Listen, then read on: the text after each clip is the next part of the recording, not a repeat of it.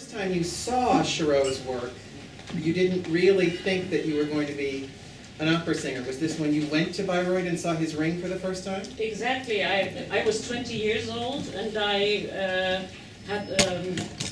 I sang in Bayreuth just for a Wettbewerb, what is that? Singing competition. Competition, and I won the prize. And the prize was to get tickets for the first Ring of Patrice Chéreau in '76. So now you know all. And going from my birth town Würzburg to Bayreuth, in the train I read the book, the text of the Ring, and I thought, oh my God. Even for me as a German to read the text is a little bit unusual, to put it like that. So I expected the worst, but when the curtain opened and I saw this production of the Ring, I was so enthusiastic and so out of this world, and I thought that's how opera should be.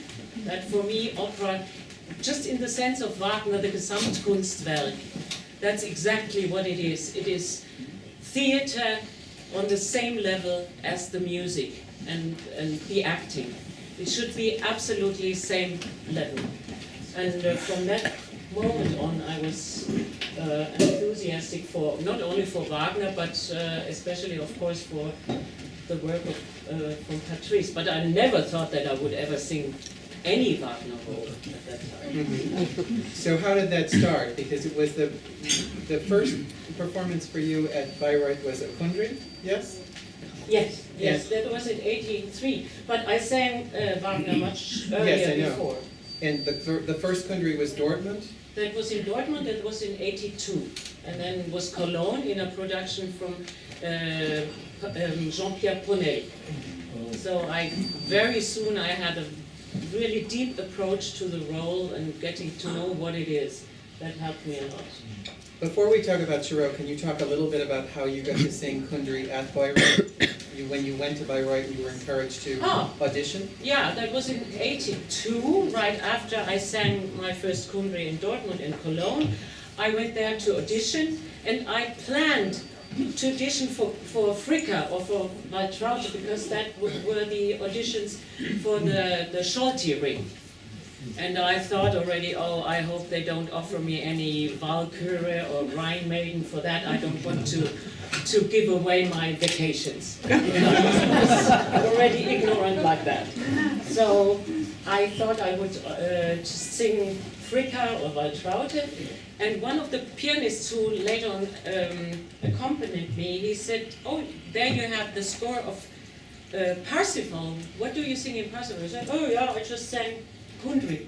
Yeah, why don't you sing it here for this audition? I said, Kundry here in Bayreuth? Never, ever. It's Leonie Rysanek who sings it here. And he said, yeah, but that doesn't do anything. It's for the audition. Just sing Kundry. So right some seconds before I went on stage, I decided to sing Kundry.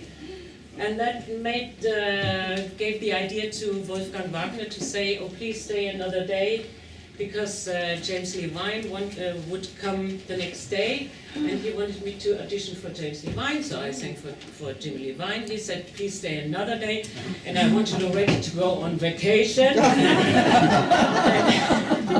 So I stayed another day because he wanted to work with me on that. So after working with Jimmy, the thing was decided. Now, can you talk a little bit about your experience working with Chéreau? That's in the article in Upper News. And what was the first rehearsal like with him? He was a very particular director in terms of detail. We worked the first time really together on a production, Wozzeck, in Paris, in the Châtelet in '92. And of course I was already totally in admiration and expecting the best of him. But what I didn't expect is that he changed every day. Everything from scratch every day. So we did things and he was happy in the evening. The next morning we started the same scene. He said, no. Il faut changer, il faut faire tout ça. And I was kept saying, yeah, but yesterday it was fine. Yesterday. So the first days I was not used to how he worked, but then very soon I saw that he didn't change it just because he had a better idea or something. He had to see things, how they work together. He had to feel the tempo of things on stage, the geography on stage, because he works so perfectly, let's say, with distance and nearness and tempo and going back and forth. So all this has a certain tension already. And for him also to be on stage, how the body, it counts, for instance, if you turn right or if you turn left. It has another meaning for him. And things like, they are so precise. And then I found out, my God, yes, it's really, he doesn't change it just like that. It's getting deeper and deeper and deeper. And then very soon I just let myself into him and let me led by him, if you say that. Yeah. And that from then on, in all the other productions that I worked with him, I really trusted him totally. Was there any one particular production that was your favorite working with him? Yes, of course, that was the Tristan in La Scala. And why was that? That was, up to then, I'd done already quite a lot of other productions with a lot of other directors, with different opinions here and there. And I knew that with Patrice there would be something totally new, and I was waiting for that. And later on he told me that he was very nervous to work with me on Isolde, because he knew that I was already so experienced in that role. And then when he started and said, you're doing that and that, and I said, no, I don't tell you what I did up to now. I empty my head, and there's nothing, I start from zero, and now you tell me what it is about in that role. Mm-hmm. And from that on, everything I could rethink totally new and from scratch. Mm-hmm. So when you worked with him in rehearsal of something like this Electra, and you've got a conductor like Salonen, do you discuss musical details in the staging rehearsals, or because there's Yes, also. it's so complete the way it Yes. fits together? He's very, very, well, he was, unfortunately, he's very musical. Mm-hmm. Not in the sense of really reading the partitur, but he has genius feelings about what atmosphere is what music. And it's not that he's describing the music. He has a conversation with the music. Yeah. It's not that he takes the music and describes it, but it's like a conversation. He refers to it. Yes. And that's different.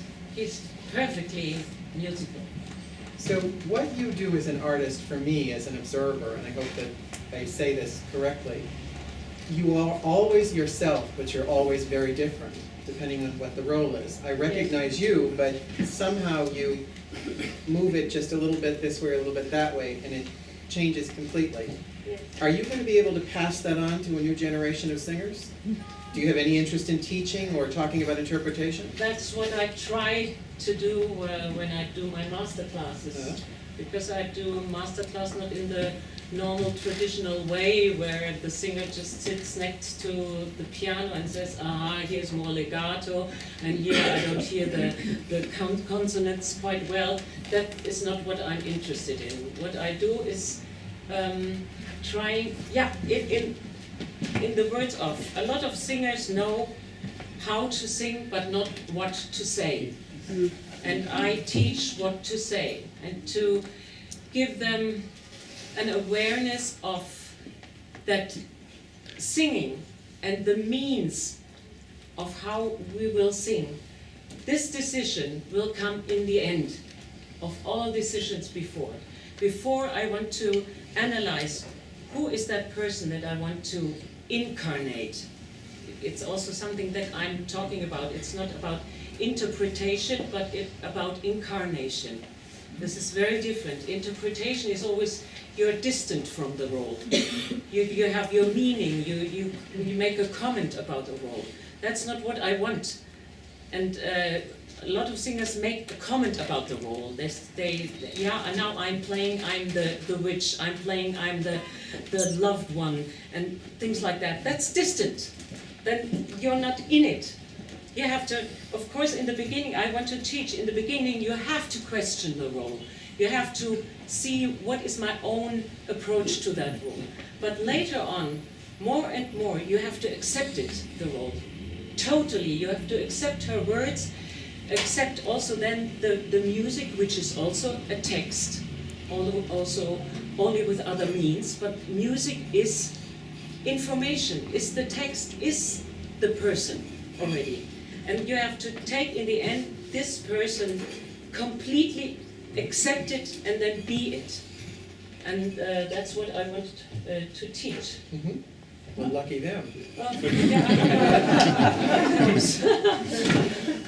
In your career, how did you know what to choose? I mean, in terms of, were you guided by wanting to do a particular role, working with a particular conductor, working with a particular director?